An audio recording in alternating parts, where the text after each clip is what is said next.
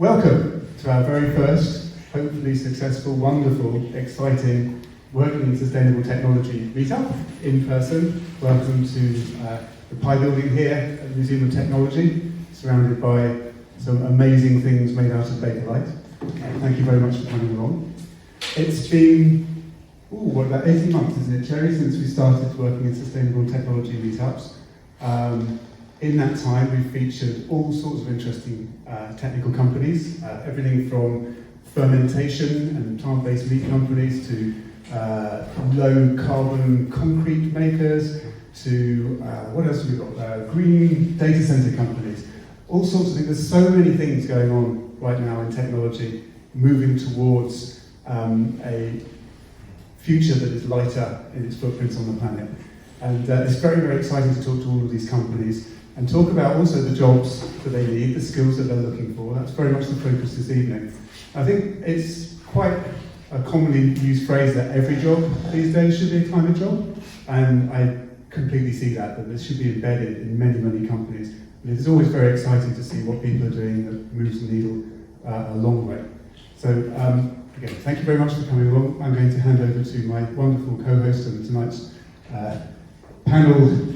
What do you call your role? It's panel leader. No. Host. That's the word. It's your host for the evening. Very wonderful, Terry Shelley. Over to you. Thanks very much. Hi everyone. Thank you so much for coming and thank you for finding us. Well done for finding us. So yeah, as Chris said, we've been running this community for about 12 to 18 months now, this being our first in-person event. And what we do as part of the Working in Sustainable Tech community is very much look at the skills and careers angle behind the green and climate tech sector. So yeah, as Chris alluded to there, we've covered lots of different sub-sectors of climate tech over the last 12 to 18 months. But what we wanted to talk to you today about, what our panel we're going to discuss today, is slightly bigger picture. So it's looking at the fact that to affect real change at the scale and pace that we need to affect it at, we need a lot of people working in this sector, and we need to move a lot of people into this sector quickly. And that's what our three panelists today play a role in doing. Is that my feedback? I have no idea what that means. If needs be, we can turn it off if that keeps going. So I'm joined today by three fantastic panelists. Try this one, Cherry. No? Is that one? By three panellists who are going to come and share their insights from their own unique perspectives on the climate tech sector and on the challenge of getting people to come and work in it. So I'll let them introduce themselves to you now. We're joined by Joe McFadden from Get Zero, Leonie Barron from MCJ Collective, and Ben Bolton from TerraDo. So guys, if you'd like to introduce yourselves. Thanks, Joe. So I'm Joe McFadden from Get Zero. We're a very early stage startup, and we're a climate edtech.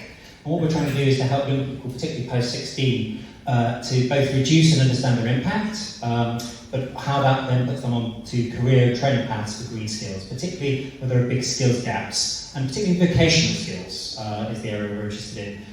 The Green Skills Task Force for the UK has put forward its white paper and plans, which we're already behind on most of the targets, but that's the plan. And we need to get 250,000 more people into low carbon sectors by 2030 to hit our targets. We're not nearly there at the moment, so we need more people. We need to reach people in different ways, and we need to kind of embed it in their life rather than just in training. That's what we're trying to do through gamification.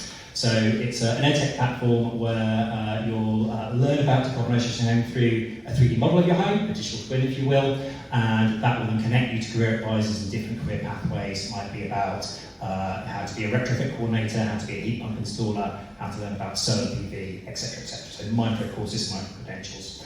We're super early stage. We've had some Innovate UK funding and support from the Cambridge Tech ecosystem. So we, the founding team met each other in Carbon 13, which is a climate tech accelerator based here in Cambridge. But we're just about to start our first pilot, so really exciting stage. That's enough from me. Awesome, thank you so much for having us. Hi everyone, my name is Leonie Barron. I'm community lead at MCJ Collective. The MCJ stands for My Climate Journey. We started as a podcast looking into climate solutions, grew into a global community of just over 3,000 people, based around the world, a lot of founders, investors, innovators, And now we also invest in climate tech companies. So we've invested in over 80 climate tech companies globally. My role focuses on the entrepreneur community, and part of that is supporting talent transition, so supporting those 80 plus companies in finding talent, supporting many of our members in connecting with those companies. We focus on kind of building climate solutions and supporting that innovation process, and obviously talent is a huge component. You need good people for good companies. So really passionate about supporting that transition. My career started in kind of consumer goods and fell into sustainability a little bit accidentally. But so glad I did, and it's been a winding path ever since. So I'm super passionate about the space and very excited to dig into the conversation. Hi everyone, my name is Ben. I'm head of Europe at Terradu. Terradu is a platform for climate learning, careers and community. You can think of us almost like a LinkedIn for climate. And we have a crazy moonshot mission to get 100 million people working on climate solutions this decade. Such a privilege to be here. Thank you for inviting me. And really excited to dig into the work we do, both upskilling individuals, but also partnering with organisations to help them upskill their workforce and drive the transition to a sustainable future. Thank you. Try this mic again. Hello? Yes, it is. No, it's working. Fine. So you guys can show them. Right, so starting off with where the gaps are and where the problem is then. From your perspective and from your own viewpoints, perhaps we'll come to Joe first on this one. Where do you see some of the technical skills that are in the highest demand in the climate sector? And where do you see those kind of biggest gaps are between where we need to be and where we are today in terms of availability of skills? So I think there are lots of different skills gaps to address, and talking about it from a tech perspective, some of the skills which are high demand anywhere in any tech role are in demand in climate tech, particularly in terms of data analytics, data science, because so much comes down to being able to understand, track, monitor and manage your impact, and those are probably cross-cutting skills across all sectors. But then if you're coming into hard tech, there's big opportunities, obviously, when it comes to battery technology and material science. Those are not my area, I hasten to say, but there's huge opportunities there for people who are on those kind of skill pathways. I would say that there's some kind of broader, more contextual skills which people coming into climate tech, but so need to kind of have some basic grasp, not need to be expert on, they don't need to be sustainability professionals, but having some understanding of how you might think about the life cycle assessment of the carbon impact of a product or service, I think can be useful. It might not apply in all tech roles within climate tech, but it's going to be a very useful skill to have. So those are things I'd probably mention within the tech world. Obviously what we're interested in is some of those broader low carbon opportunities, and there I think what's really interesting is some of the challenges on the vocational side, as I said at the start, what we're focusing on with Get Zero, where certainly in the UK there's been less of a emphasis and investment in technical training, certainly compared to other European countries, for example the German system. That is changing, and there are some of the right moves are happening with, for example, the recommendations of the job skills for life white paper, which came out of the work of the Green Jobs Task Force.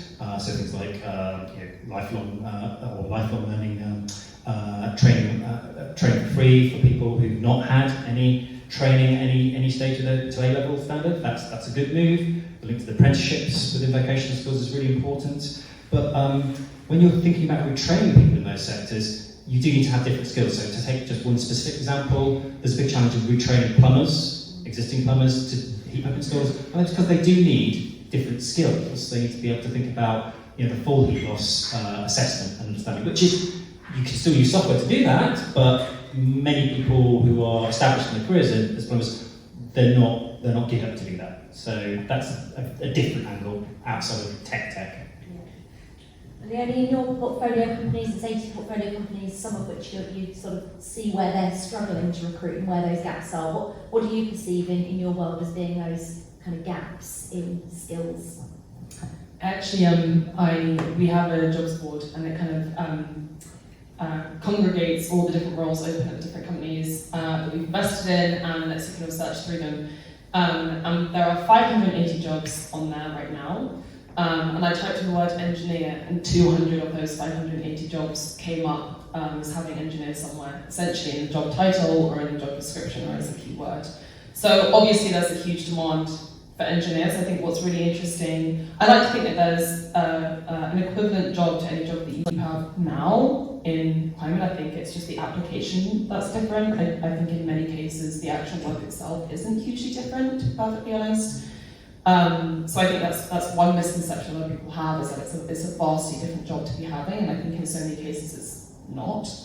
But I think there's a really interesting one example. So there's a company out there called Fleet Zero, who focus on essentially whether we can electrify large cargo ships. Huge challenge, really interesting company.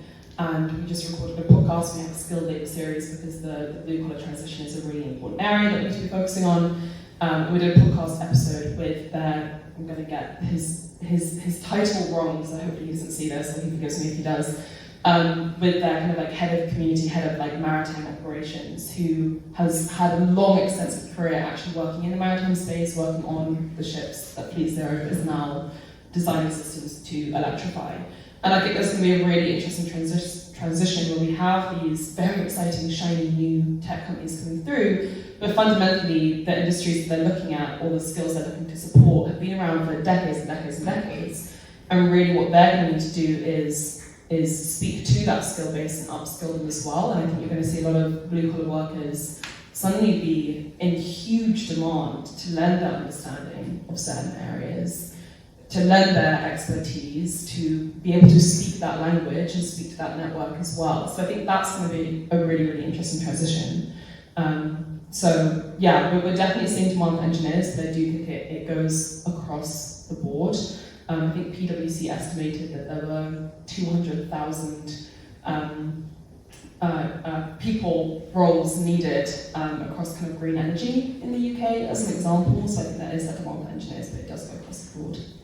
Thank you. And Ben, in your world, you run lots of climate job fairs, you have lots of companies coming to talk about the skills they're looking to recruit. Again, were you seeing anything different or the sort of same pattern within your world? So I think probably the first thing to kind of clarify is within our community, we probably have more non-technical kind of business people who typically make a career looking to transition.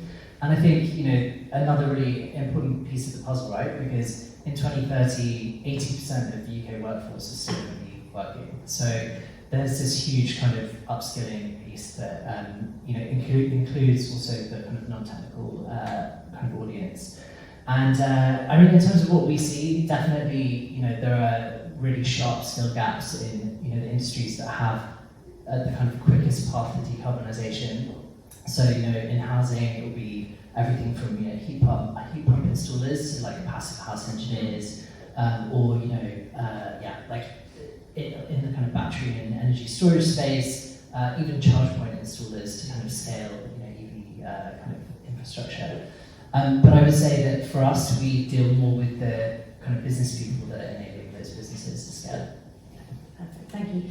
And if we're looking at people who perhaps aren't in the workforce yet, so we're looking at kind of how our pipeline of talent is coming through from education institutions, how do you think those education institutions can really keep up with the demand for skills to make sure that we've got that pipeline coming through? Do you think from what you're seeing of young people entering the workforce that that's being done adequately? Or do you think that there's some room for improvement in how education institutions can be preparing people for this new future? Joe, do you want to start on that one?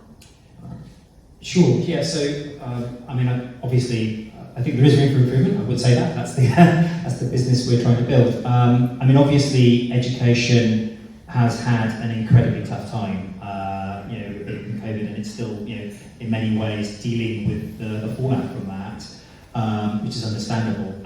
But I think in terms of broadening that pipeline and making sure that people coming into the workforce have the right skill sets, I think you do need to go beyond the technical trainer. I do think you need to kind of create the right opportunities and the right links to employers at an earlier stage. Everyone's trying to do that, but it's still fairly kind of old school way of approaching it, with kind of local links, perhaps through things like local enterprise partnerships.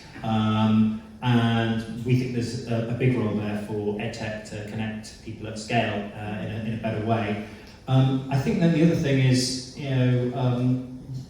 broadening the way this fits within subject curriculum, because yes, it is a bit of a truism to say that every job, and every career should be a green job, but I think actually making that a reality within educational systems, we're still some way to go. So one of the things we're trying to do is to provide kind of bite-sized modular education which will plug into the curriculum at different levels, so that can be adapted to very different roles, whether that's a technical role, within technical education onto blue collar, or the business roles that might be more through a graduate perspective. So it's kind of putting in that context. I think in terms of, it was like 55% of young people want a career with purpose nowadays. I don't think there's an issue with demand or supply. I think it's like 59% of businesses are struggling to find people with green jobs. I think it is just a kind of connecting the dots alignment that needs to happen. I think also, there's a lot of colleges and schools and universities have strong career programs, and I think there's probably an evolution, and I'll caveat this saying I don't work closely with educational institutions in this capacity, so I can't vouch what they're doing now, but I do remember what they were doing when I was part of them. I think there probably could be an evolution of the type of roles that are recommended and demystifying the process of what it is to work in the green space. As I said before, and you'll probably hear me say again, I don't think in a lot of ways it's particularly different to wider, as you were saying, with kind of tech versus green tech.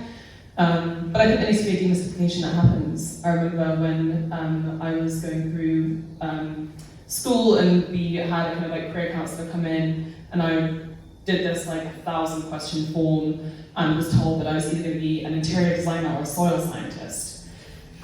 Just two very different things. And at the time I was like, no way I'm going to be a soil scientist, definitely closer to interior designer. And the funny thing is I'm probably working more closely with soil scientists now than I am interior designers, for sure.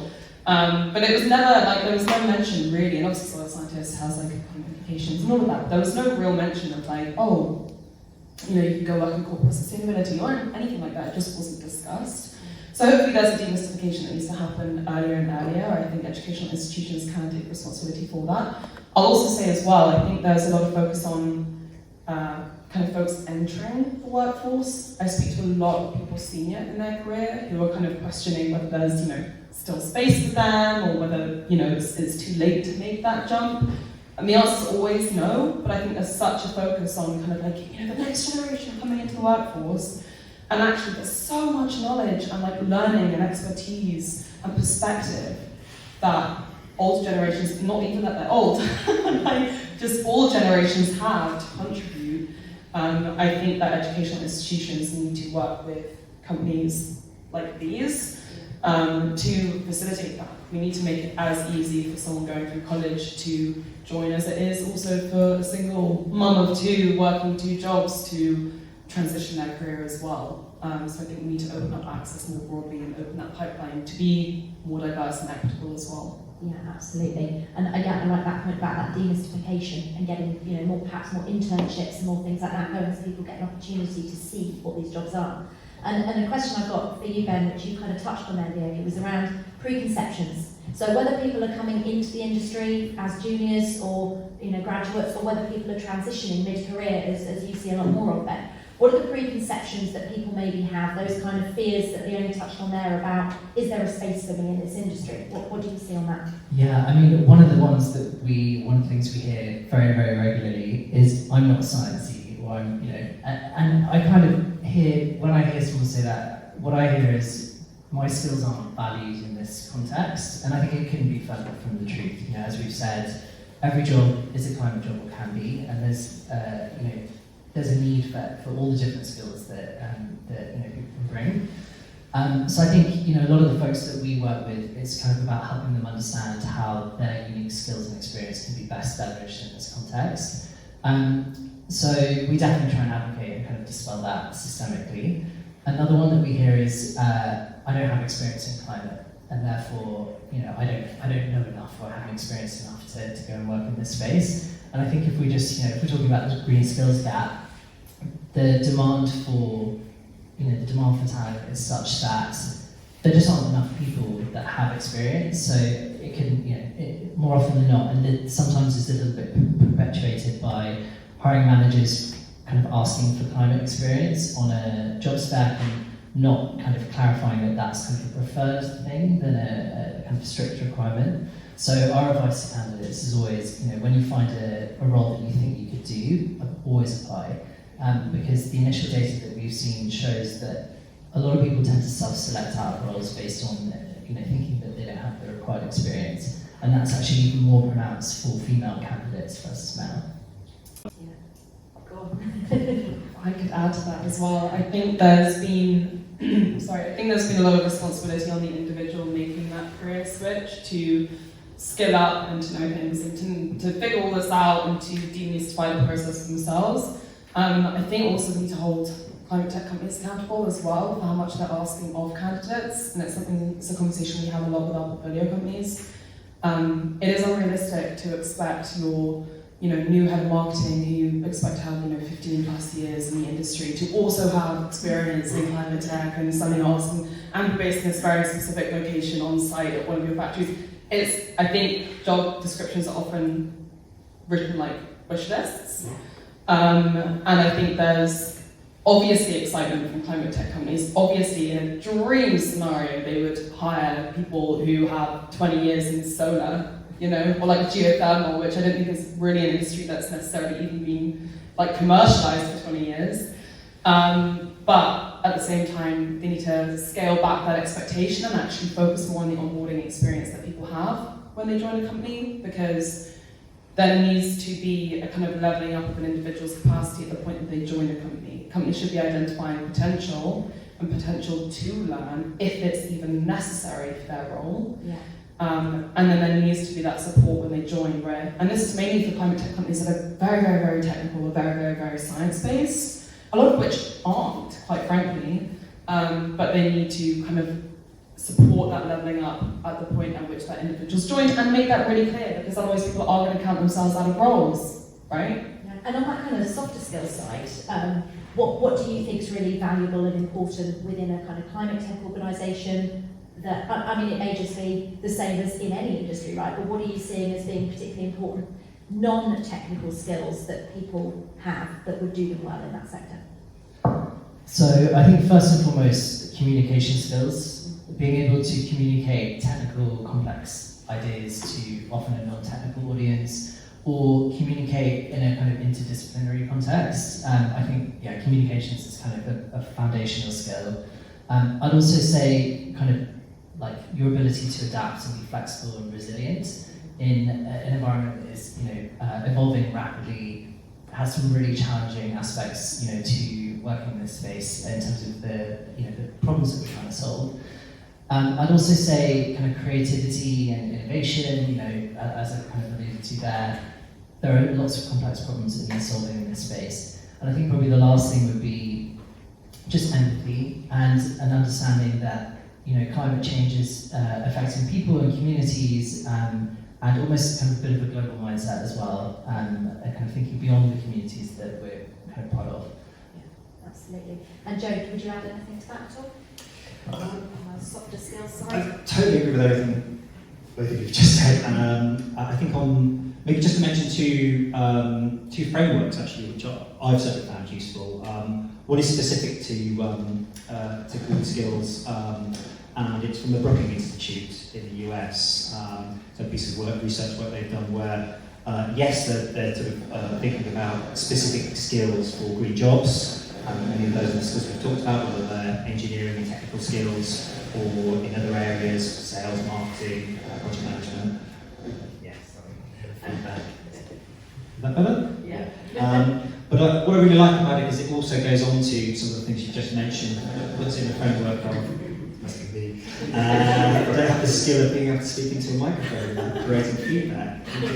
And they kind of put that in a bucket of green life skills, where it's kind of cross-cutting skills that allow you to think about the transformation, not just from a business perspective, but also more holistically, in terms of your day-to-day life. I think that's a really interesting way of looking at it. And then finally they have skills for green transformation, where you start to get into more critical thinking, systems thinking, coalition building, where you're not just taking the existing systems and making them greener, but rethinking the existing systems.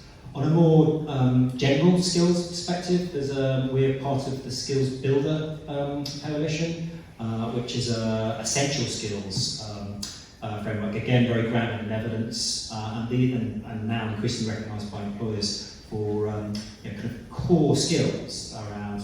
Again, they might seem very basic, but actually we're not equipping people in the right way for them in terms of listening, in terms of teamwork, in terms of setting targets and achieving them. And I think particularly when we think about, and we might get onto this, the age of AI transformation as well, this kind of adaptability is going to be so important, well, for everyone in the workforce, whether you're further on in your career or you're just entering the workforce. So yeah, check those out. That's brilliant, thank you very much.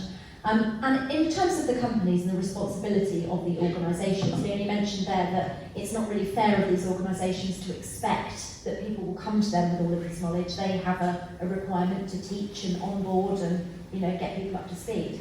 I think there's also, they can't expect everybody to come to want to work in the climate tech sector, right? There is an element of the sector needing to make themselves as attractive as possible to compete against other possibly better paid, more established sectors. So what do you think companies in the climate tech space can be doing better, if I come to you first, Ms. Leonie, to attract people to want to come to work for them? And perhaps what are they not doing so well in that, but how could they be doing that better than they are now? The inconvenient truth is that it comes down to salaries a lot of the time. I think especially for engineers, there have been some really interesting conversations around how on earth can companies compete with Google, and Google are offering to pay software engineers 3 or 4 times more. I almost don't blame the individuals for looking more closely at big tech like Google. I think obviously, unfortunately, with recent layoffs that could be changing. I do agree. I think we can't necessarily rely on an individual sense of purpose to make that transition attractive.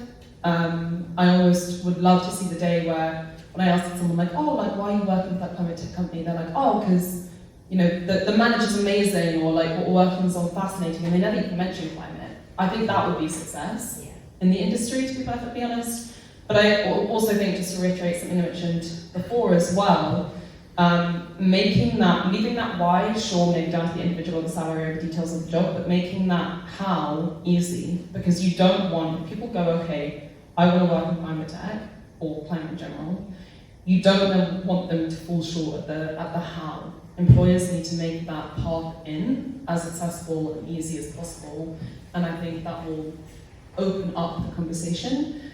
I think then, some people have asked me about retention as well. How do we retain talent? I don't think any climate-based companies actually have a problem with that. I've rarely spoken to someone never spoken to someone who's gone, actually, I'm kind of done with this industry, I'm going to move to fintech or something like that. I think people realise it's a really friendly and welcoming industry to work in, and they get that alignment or that ikigai between the work that they're doing and the purpose of the work, and their own personal values as well. So I think retention is so much easier for climate-based companies than a lot of others, but I think they just need to make that how better.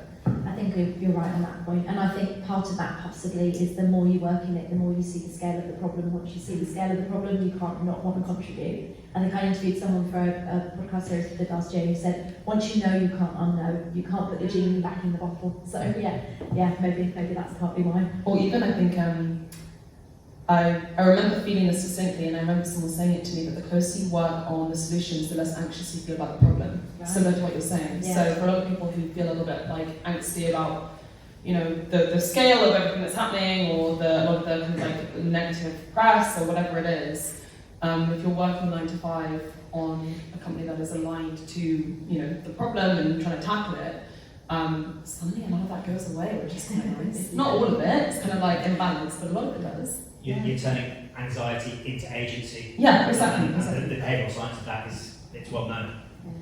And Ben, what do you see with the companies that are advertising and coming to your job fairs? Are they doing a good job of attracting people in, or are they doing better? I think they are. I think that the ones that are working with us, hopefully we are able to kind of get them in front of a lot of mission-driven talent. I think for me, what companies are doing well is really communicating their mission, their purpose, the impact that they have that you can be a part of by working within.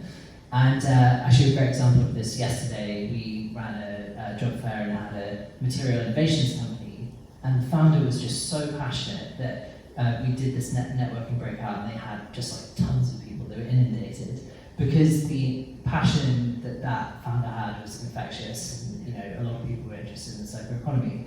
But I think, really communicating that kind of value alignment is not only a great way to kind of bring people in, but also kind of keeps them there as well. And one of the things we talked about earlier was about kind of getting people that are already in the workforce and getting them to reskill. And you mentioned engineering, plumbing as being parts of that. As technology advances, as AI advances, can you see any parts of the workforce that are perhaps going to become defunct or less in demand as technology takes place or gathers pace, and where those people could reskill and be used elsewhere in the climate sector?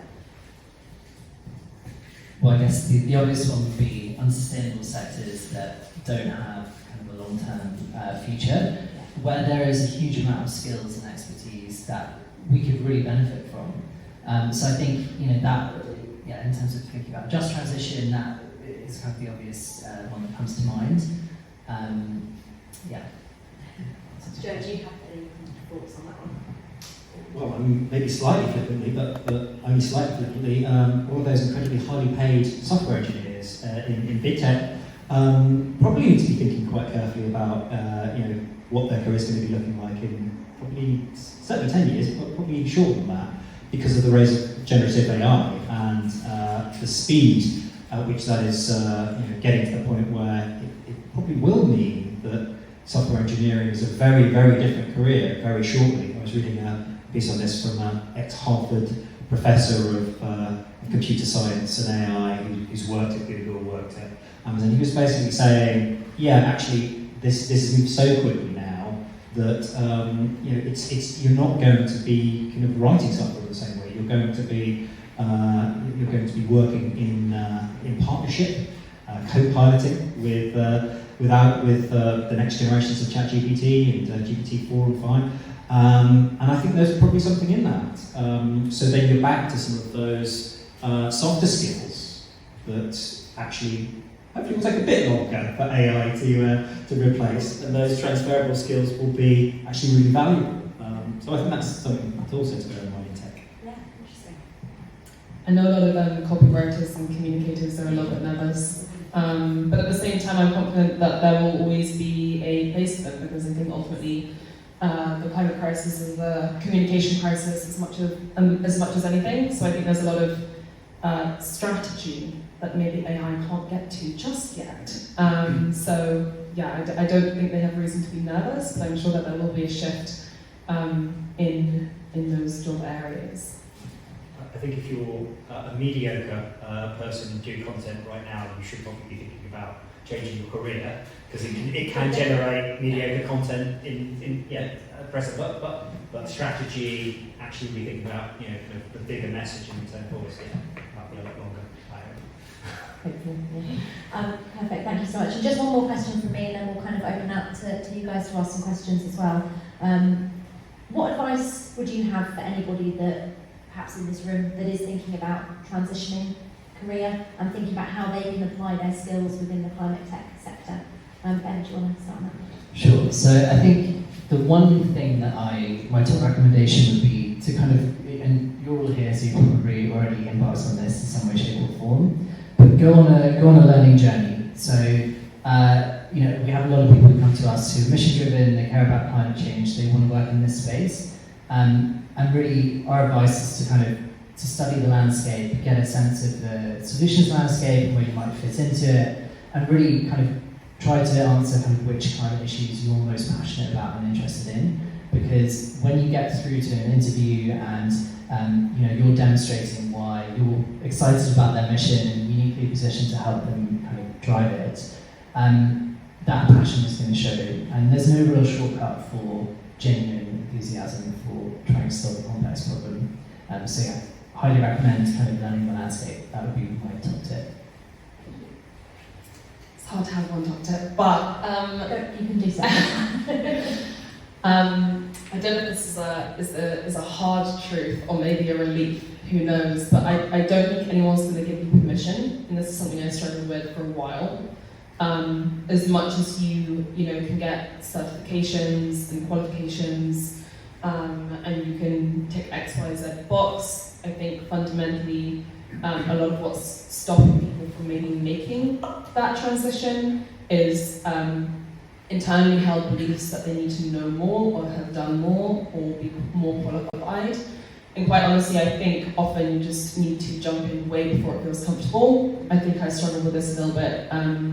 I was considering actually going back to university and doing a master's at one point, and I kind of sat with the idea of doing it, got into the master's. I was like, why do I want to do this?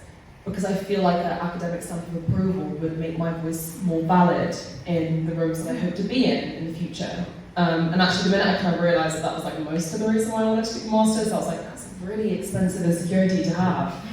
And a really time-consuming insecurity to have as well. And obviously, it would be educational and great and all of those things. But I think no one's going to give you that permission or say like, okay, you are now ready, off you go. I think you've just got to dive in when it doesn't feel comfortable, because I think there's a misconception that people in the climate space know far more than they actually do, or understand far more of the science than they actually do. I can tell you the foggiest thing about geothermal energy.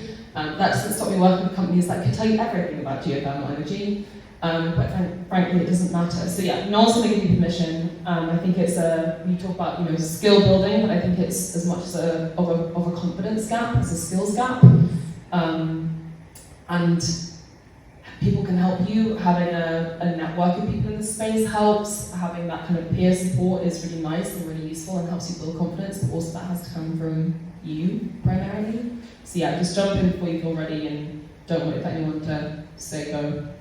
No, I completely feel that, because I definitely found when I started working in the climate space that sense of imposter syndrome to start with, right? I don't know as much as anybody else, and they're going to find out that I don't know as much. It doesn't matter. And I think it's such a welcoming, you mentioned this earlier, it's such a welcoming community and a welcoming industry to be in, that actually the fact that you care and that you're willing to professionally take action in some way is enough. Mm-hmm. And you'll learn as you go, and people will support that and teach you. So, yeah, Joe. I think it's just echoing some of what you've already said. I think you absolutely do need to just do things. Try and find the right scale of things to do, so that you don't get back into that anxiety cycle. And I think it's such a welcome community. Find your people, find your tribe, whoever they might be, because again, that will help. Yes, you have to have that.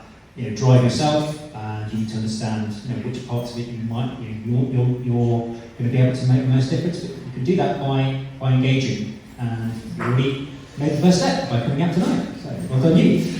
I think also, if I can add as well, something that you mentioned, I think imposter syndrome is such a negative framing, like imposter and syndrome. Oh my god, that doesn't sound nice at all.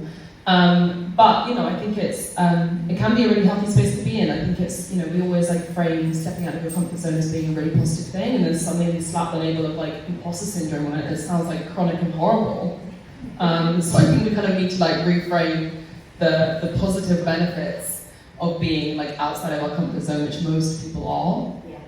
To borrow a Google phrase, they say uncomfortably excited. So that's kind of Is that appealing? yeah, I think maybe. And maybe just the last thing I'll say as well is I think it's worth investing through this process of learning and growing your network in trying to kind of position yourself in the market. Because I think the more, as you have conversations with people working in the space, that you can kind of articulate your transferable skills and the areas that you're passionate about within climate, the more that they will be able to help you in terms of making the right introductions or referring you to the right opportunities. So I think investing in that kind of XY positioning piece, and there is literally a template that you can use that it can be a good framing, a kind of starting place to think about that. It's just really valuable for getting really specific about kind of where you think you might have a home in climate. And closing that confidence gap as well. So often, as we've said, it's not necessarily a skills transition that needs to happen, but it is people better articulating the skills they do have that are useful. Absolutely. Well, that's been brilliant. Thank you so much. And we'll open up for questions from you guys now. I'll send a mic out, so if you want to ask a question, don't feel you have to use the mic if you don't feel comfortable with it. But while we're doing that, are you happy to just do a little show of hands? Would you put your hand up if you already work in what you would consider to be a climate-related job in some way? Okay, quite a few. We're preaching to the choir. You should be up here. And hands up if you don't yet, but you're actively wanting to pursue a career in that area. And the other half of the room. Fantastic, thank you. So yeah, hands up if you've got any questions, and please don't feel afraid to ask.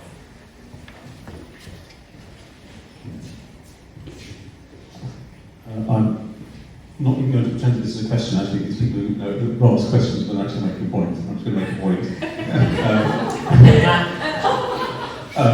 So thank you very much for what you've said. I just want to reiterate some bits in particular. You're mentioning the shipping industry company she's working with involved. My company sells to the construction industry, which is probably the furthest away you think of when it comes to sustainability, green. You know, it's not wind turbines, smart grid, etc. But it is the most polluting sector of the economy. It brings in shipping, but also steel manufacture and cement manufacture. 13% of all raw materials arriving at a construction site go straight to waste. They are never used to build anything. Wow. And my company, which is called Quality Flow, we are trying to help construction companies save money, time, and carbon. And it boils down to a really unglamorous thing, which is when a lorry arrives on a construction site with deliveries, or takes waste away from the construction site, there's a magic piece of paper that says what's on the lorry.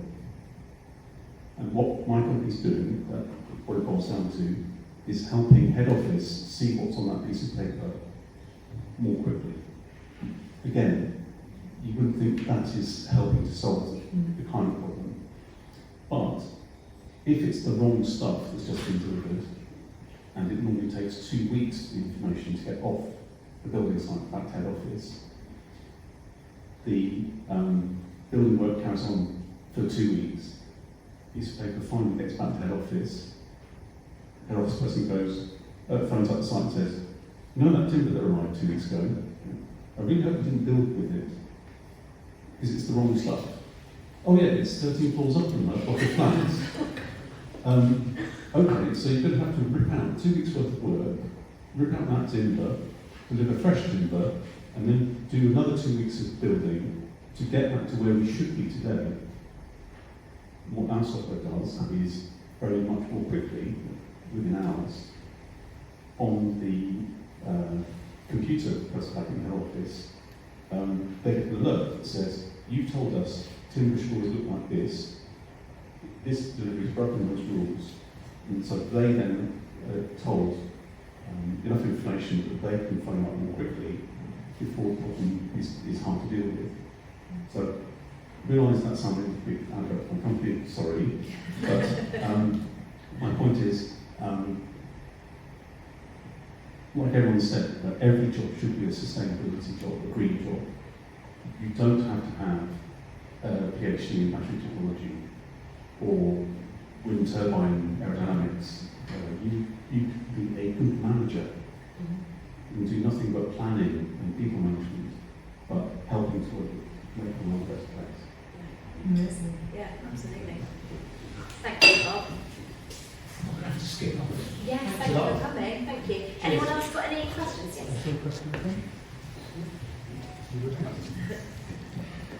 So you shared some great insights on transitioning into a role in sustainable tech.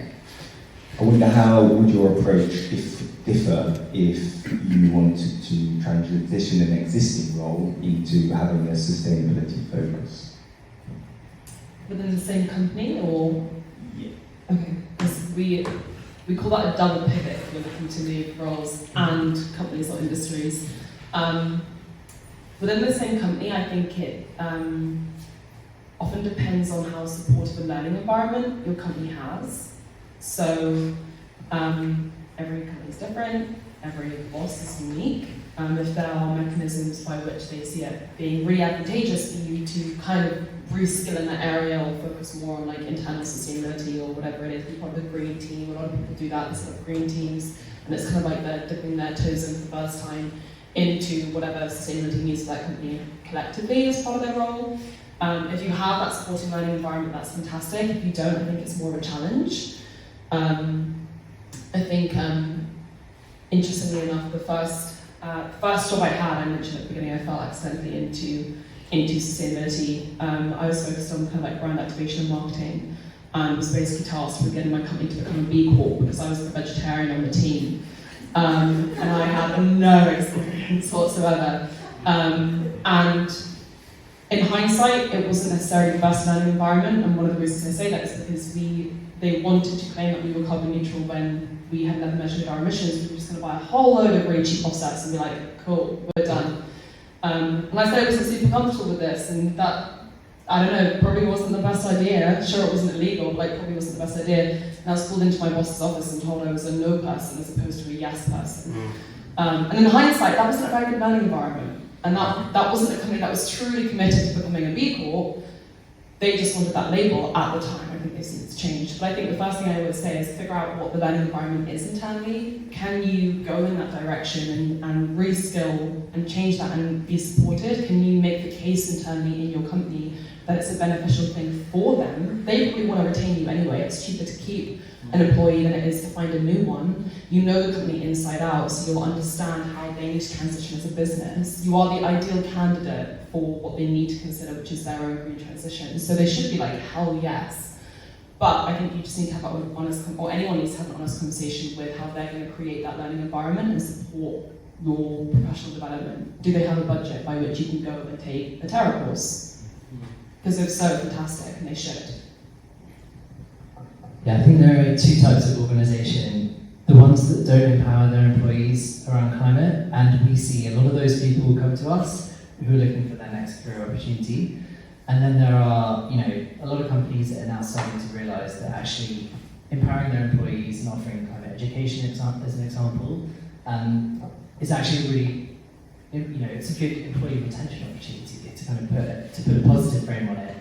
And also, ultimately, most of these organisations have some form of sustainability goals. They have some form of sustainability strategy, and how does that actually translate into the kind of day-to-day experience for the average employee? Because most of them don't have the kind of central resources to deliver on those things. And so if you can kind of raise your hand and kind of figure out how to make your job a climate job, with the right enabling environment, then yeah, I think you can kind of show leadership in that sense.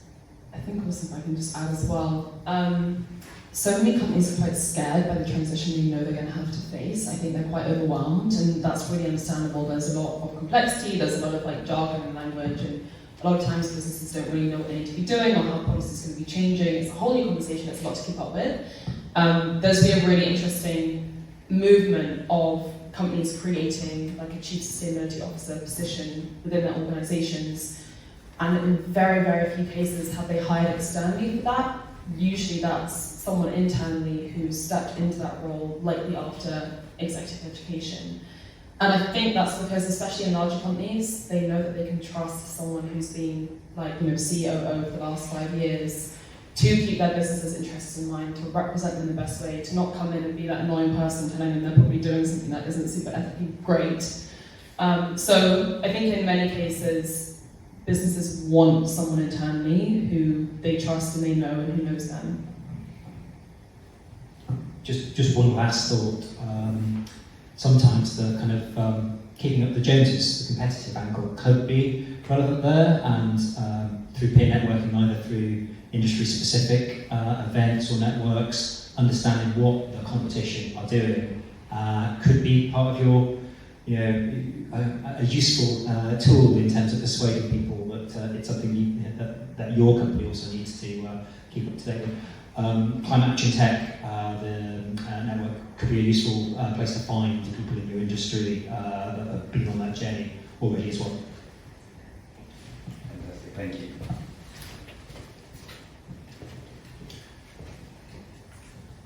Hi, thank you very much. So this might be a kind of an availability bias on my side, but like it seems like there's a lot of people want to work in climate and sustainability. It's obviously, you know, it addresses, as you said, you know,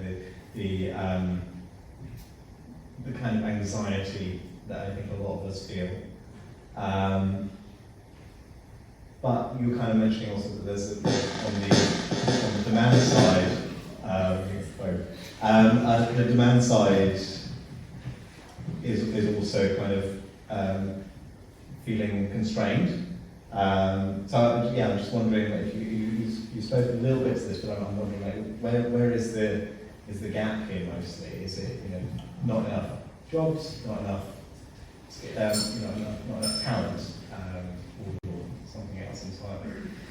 So it's okay. So talent are transitioning into green jobs, but the rates of demand for kind of green talent, if you will, is outpacing supply. So I think LinkedIn predict that within 5 years that will officially happen. So the demand for green talent will outpace supply. And that's obviously a huge issue when you think about just how much you need to scale all of the different industries we're talking about. So if we're already facing these kind of supply and demand constraints, and I've heard this called, referred to as the green skills emergency, then clearly, you know, some of the solutions that we talked about, I think really critical to help us get to where we need to be. I think part of that, and again, this is an area I know quite well, because for those of you who don't know what my day job is outside of working in sustainable technology, I recruit into the climate tech space and work primarily with startup companies to help them attract that talent. And I think part of the problem is that quite a lot in the climate tech sector, there's a lot of innovation, therefore there are a lot of new companies, therefore a lot of startups. And so I think part of this is that there's demand, they need people, but these companies are perhaps not mature enough as organisations to perhaps really have the time, the resources, or even really the understanding, the tools, the techniques to be able to go out there and make themselves attractive to people. So I think that's a big blocker in the industry, is the amount of startups and then not really knowing how to attract that talent. Because I was going to say, you know, why would you use if the skills are mostly the same skills, why wouldn't you use the regular channels? Why do you need to do anything in particular? But as you say, if the demographic of the companies looking for it are younger. They don't know how to, they can't afford to, they don't have time to. Yeah. So yeah, a myriad of problems, but yeah, I think that's the disconnect. I think also so many of them are still in the kind of like proof of concept phase, so that's why they're going heavy on the really like niche engineer titles, because they need to prove that this works, especially the hard tech companies or the kind of like software hardware mix companies. So I think we will see as those companies get more and more mature, we have more and more like growth stage climate tech startups that we can point to, we will see the kind of like maturity of roles and the breadth of roles open up a lot more. Just one sort of thing we touched on earlier.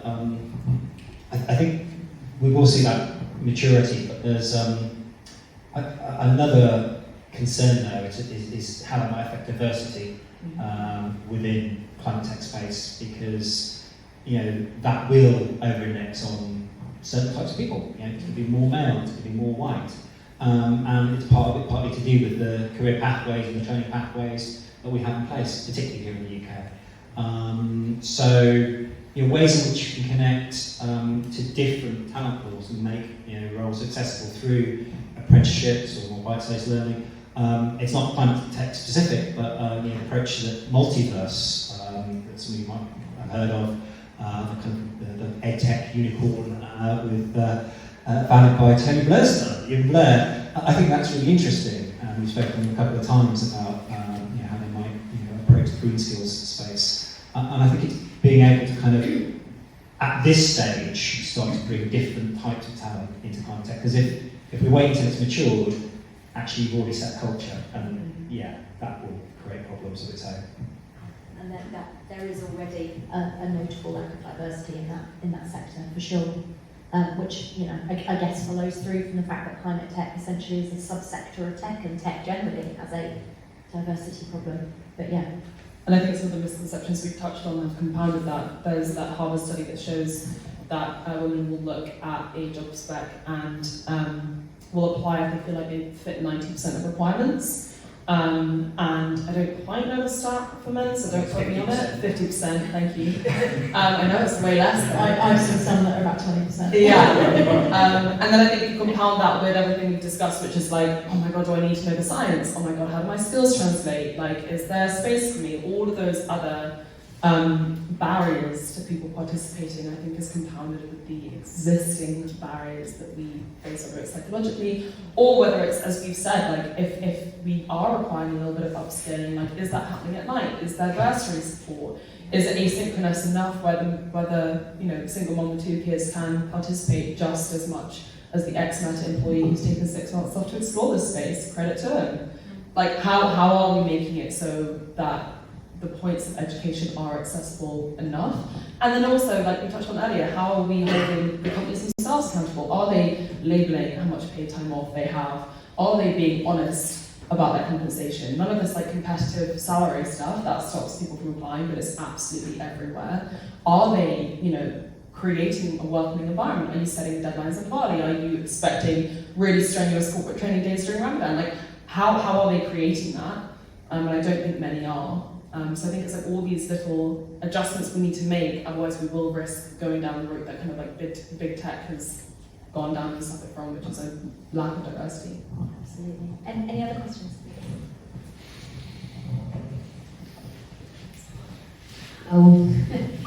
So I have to say I'm definitely not lacking enthusiasm to work in the climate tech, and I'm not scared of transitioning. So I'm originally trained in biochemistry, worked for 12 years in research, changed into software development.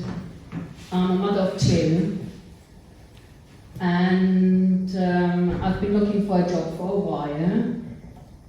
And I've been told you don't need to tick all the boxes, so I applied, and it turned out if you don't tick all the boxes, you barely have a chance. If you apply for startups, you're a mother of 2, you cannot work beyond your time because you need to look after your kids as well. You're not startup material, you're not getting considered. I mean, during the last months, I built up this anxiety that I didn't have before, because I face these issues that you basically say they shouldn't be there. There's so many skilled labor is needed, but here we are, they're not being used. So, I mean, what can I do?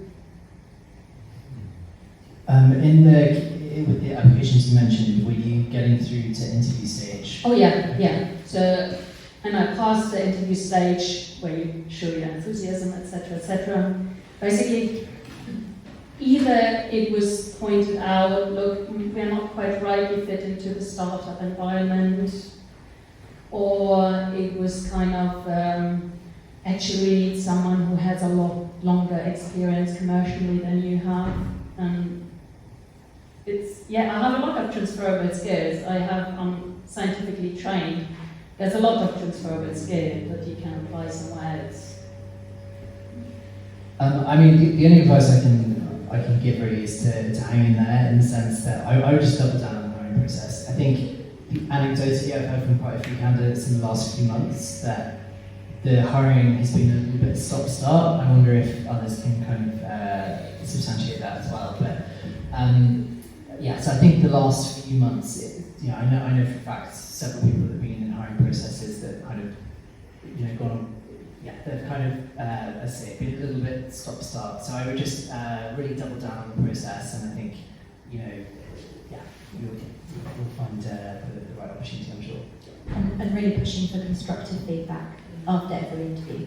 So, yes, these were the reasons that I didn't get the job, but actually, can you give me some actionable ways that I can improve upon that? Yes, it's a little bit more effort on their part, and they won't offer that usually by They discretion. usually don't do that. Yeah. So really pushing, and saying, no, please, can you just give me 1 or 2 pointers? They usually will, because not enough people really push and ask for that. So if you're one of the people actually asking, then hopefully they'll give you some helpful feedback that might be able to inform either the types of companies that you're going for, or how you're presenting what your skills are in the interview, maybe. Maybe. Okay. But good luck with it. Thanks. Sorry, do you mind me asking what your previous kind of career was? What field in science? In biochemistry, so I worked on secondary biofuels from basic research. I worked on immunochemistry. I worked on various objects. So yeah, really very broad. Yeah. I'm sure you've done this, but is there a subset of climate tech companies you maybe like identified and targeted that are in biotech? Not really. So but are recruiting for software engineers? Yeah. the last one I applied for, then I solved the tech task, but apparently it wasn't extravagant enough or something. Anyway, so they were working on carbon capturing and measuring these kind of things. So I'm not just focusing on one field. Understood, but maybe there might be a kind of niche. This might be totally relevant of companies where they're in climate tech, they're recruiting for the kind of roles you're looking for, but you could more easily connect and tell the story around biotech. So there's, for example, a couple of Cambridge-based startups I know are biotech companies, but they have engineering platforms around things like kind of carbon negative concrete, which is a kind of biotech play. They also have software roles. So yeah, that might be a completely useless idea, but just to say. No, I don't think it's useless. I think what I'm lacking is platforms like what you're offering. I'm not quite sure where else I can search for jobs. I only came across in the last 8-9 months, I came across a handful of climate tech jobs really. So I'm probably looking in the wrong places as well. But also shame on them for telling you startup environment or whatever that is.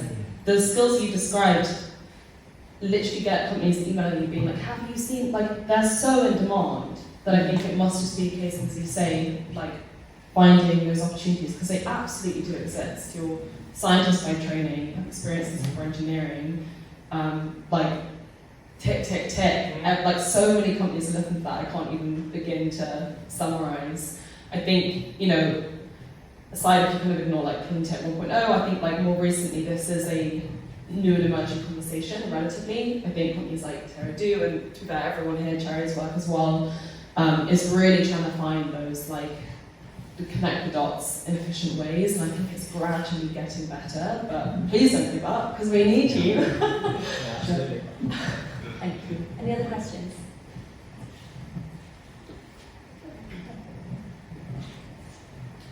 This salary issue is a real market failure.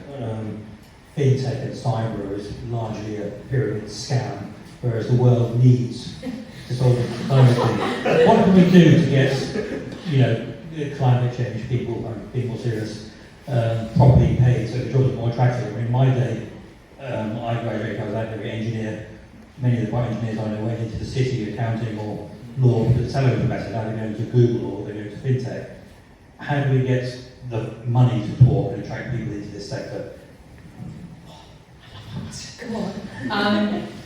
Give the companies more money. I think like that's a pretty short, probably quite bad answer. But I think it will get there. I think there's more and more private money and venture capital money going into climate, almost more than any other sector. I think it's just a case of the salaries then catching up.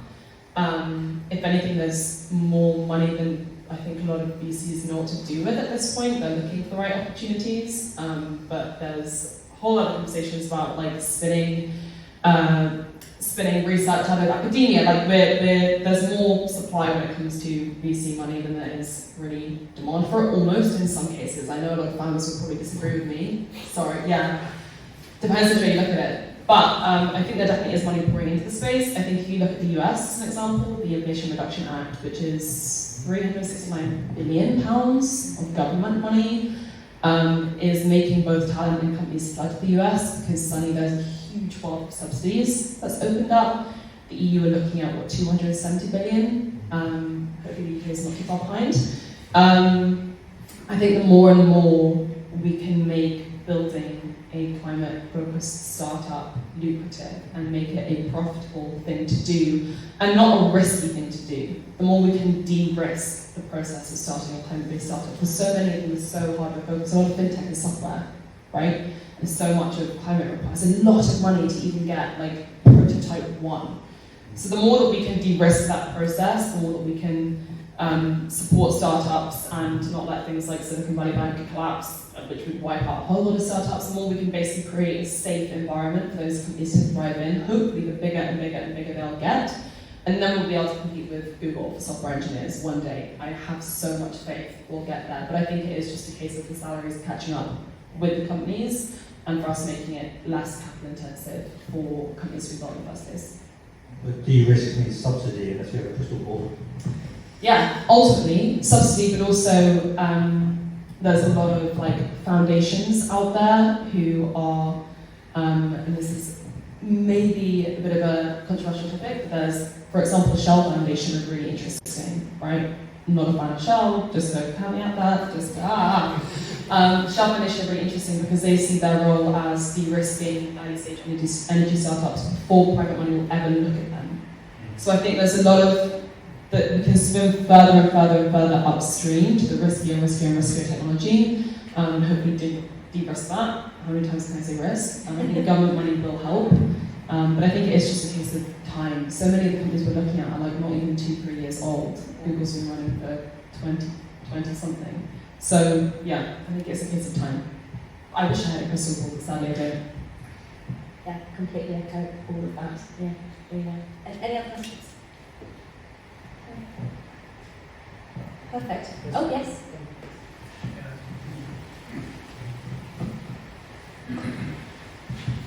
This is another question regarding transition. So, I have transitioned towards the climate space from a non-climate space. So, I did crack that formula and I've made myself to work in the climate field.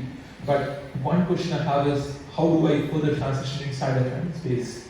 So, yeah, I can see that I can learn and grow in this current company that I'm in different areas that they are working in.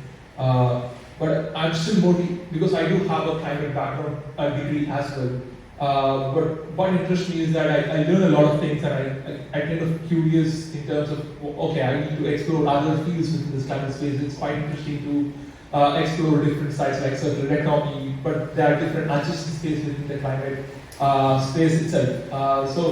But what stops me is that thinking ahead for a longer career span, like you mentioned, 20 years in terms of sustainability and focusing on, should I focus on one narrow space that I am in climate, or should I diversify and explore myself within climate and be that more ambitious sort of space within climate? So this is something which I'm contemplating on, looking further ahead for about 10 years or 20 years time. But yeah, I'm still quite young here in terms of to start climate space, but I just wanted to hear your thoughts and perspective on it. What's your role? I work as an ESG consultant, so environmental social governance, helping corporate companies to report on their carbon emissions. ESG, mostly it's corporate ESG reporting and sort of advisory space, as well as I work as a dedicated consultant as well. So yeah. And what other areas would you be considering?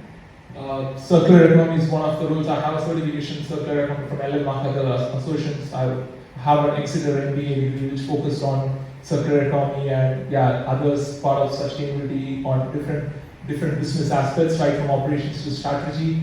So yeah, I'm just curious. When I was hitting the job market in 2021, I was more ambitious to work as a circular economy manager or sustainability manager. But the more the doors I knocked in, they just knocked me out because I didn't have enough experience. So I was self-reflecting upon what my background is. So I had 5-6 years of IT background with data analysis. So I kind of had this sort of layered up my experience, background, and where my passion is. Now I'm working in a ESG data background where I can offer from my background as well as where my passion is towards sustainability. That's sort of transitions into climate space I am in. But I just want to further explore down completely into sustainability side. I can't say it's not my passion, but I just wanted to create that frontline impact of climate change. So yeah, on other clients. I mean, if you know areas that interest you, like, go for it. I think you'll have a job in ESG for a really long time if you don't choose to move. Yeah. But if you know other areas that interest you, go for it, and you can actively learn them in different ways, even if they're not your background, whether it's going and doing Terra courses, or it is, I'm a big fan of learning by doing. So if there are areas that you're interested in, set yourself a challenge of writing about them, interviewing people about them. I think it's a great way to learn, and it's a very visible way to learn. It's something you can put on the table in front of an employer and say, okay, yes, I don't have a long background in circular economy, not that they should be asking for it anyway. But you know, here's a blog I wrote like 5 months ago because I was reading this book anyway, and I thought I'd summarize it. Like, if you learn by doing and you can show that you are actively interested in an area, I think that goes a really, really long way. That helps. Right. Yeah. I would also really advocate for networking in the space. So if there are parts of the sector that interest you, like the circular economy, perhaps, you know, find meetups, find groups, find any sort of networking, whether that's virtual or in person. I know that there is one in London that get together about once a month that focuses on the circular economy, and I'll have a little look after this what the name is and try and dig it out for you. But yeah, going to things like that, meeting people, talking to them, getting to understand the space, because sometimes it can be as much about who you know in that space, and then being able to vouch for you. So yeah, definitely recommend it. Definitely. One other thing is popping me is like, I'm not this happy with the role. I'm currently happy with the role, the impact that I'm offering for my clients, and I could see that there's something good that's doing, but I still feel that I could do even more better in terms of the impact that I want to create. So yeah, just on that line. Yeah. Oh, that's a nice position to be in. Yeah. Thank you. Brilliant. Well, I think any more burning questions or no? Good. I think we've kind of got around everybody. Well, thank you everybody so much for coming out in the rain and finding us and joining us today. And thank you so much to Joe, to Leonie and Ben for sharing their insights with us. It's been really fantastic. I've really enjoyed talking to you all. Thanks for having us.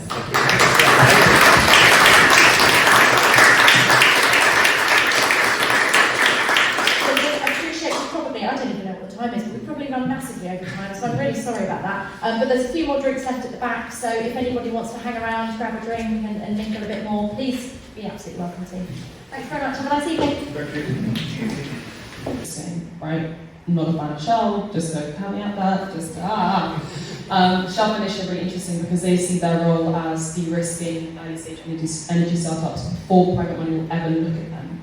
So I think there's a lot of that we can swim further and further and further upstream to the riskier and riskier and riskier technology, and hopefully de-risk that. How many times can I say risk? I think government money will help. But I think it is just a case of time. So many of the companies we're looking at are like not even 2-3 years old. Google's been running for 20 something. So yeah, I think it's a case of time. I wish I had a crystal ball, but sadly I don't. Yeah, completely echo all of that. Yeah. Any other questions? Perfect. Oh yes.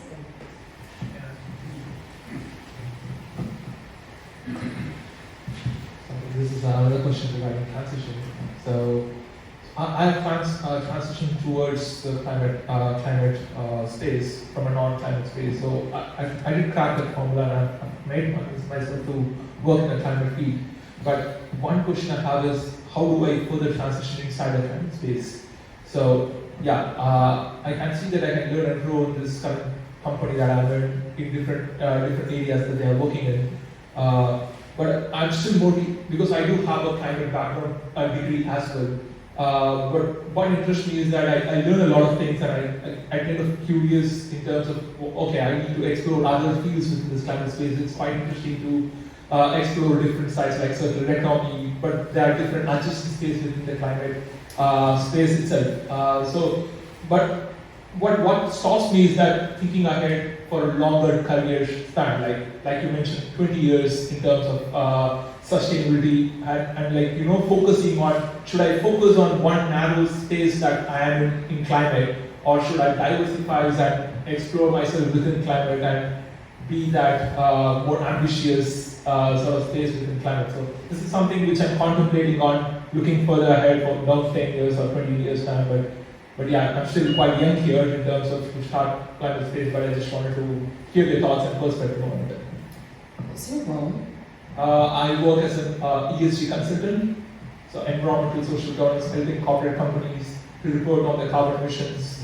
ESG is mostly it's corporate ESG reporting and sort of advisory space, as well as I work as a dedicated consultant as well. So yeah. And what other areas would you be considering?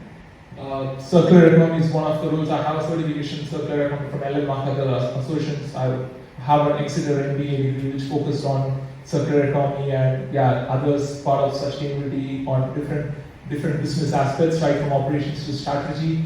So yeah, I'm just curious. Like when I was hitting the job market in 2021, I was more ambitious to work as a circular economy manager or sustainability manager. But the more the doors I knocked in, they just knocked me out because I didn't have enough experience. So I was self-reflecting upon where my background is. So I had 5-6 years of IT background with data analysis. So I kind of had this sort of layered up my experience, background, and where my passion is. So now I'm working in a ESG data background where I can offer from my background as well as where my passion is towards sustainability. That's sort of transitions into climate space I am in. But I just want to further explore down completely into sustainability side. I can't say it's not my passion, but I just wanted to create that frontline impact of climate change. So yeah, on other clients.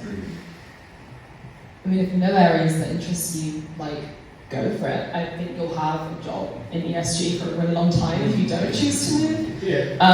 But if you know other areas that interest you, go for it, and you can actively learn them in different ways, even if they're not your background, whether it's going and doing Terra courses, or it is, I'm a big fan of learning by doing. So if there are areas that you're interested in, set yourself the challenge of writing about them, interviewing people about them. I think it's a great way to learn, and it's a very visible way to learn. It's something you can put on the table in front of an employer and say, okay, yes, I don't have a long background in circular economy, not that they should be asking for it anyway. But you know, here's a blog I wrote like 5 months ago because I was reading this book anyway, and I thought I'd summarize it. Like, if you learn by doing and you can show that you are actively interested in an area, I think that goes a really, really long way. That helps. Right. Yeah. I would also really advocate for networking in the space. So if there are parts of the sector that interest you, like the circular economy, perhaps, you know, find meetups, find groups, find any sort of networking, whether that's virtual or in person. I know that there is one in London that get together about once a month that focuses on the circular economy, and I'll have a little look after this what the name is and try and dig it out for you. But yeah, going to things like that, meeting people, talking to them, getting to understand the space, because sometimes it can be as much about who you know in that space, right, and then being able to vouch for you. So yeah, definitely recommend that. Definitely. One other thing is stopping me is like I'm not this happy with the role. I'm currently happy with the role, the impact that I'm offering for my clients, and I could see that there's something good that's doing, but I still feel that I could do even more better in terms of the impact that I want to create. So yeah, just on that line. Yeah. That's a nice position to be in. Yeah. Thank you. Brilliant. Well, I think any more burning questions or no? Good. I think we've kind of got around everybody. Well, thank you everybody so much for coming out in the rain and finding us and joining us today. And thank you so much to Joe, to Leonie and Ben for sharing their insights with us. It's been really fantastic. I've really enjoyed talking to you all. Thanks for having us.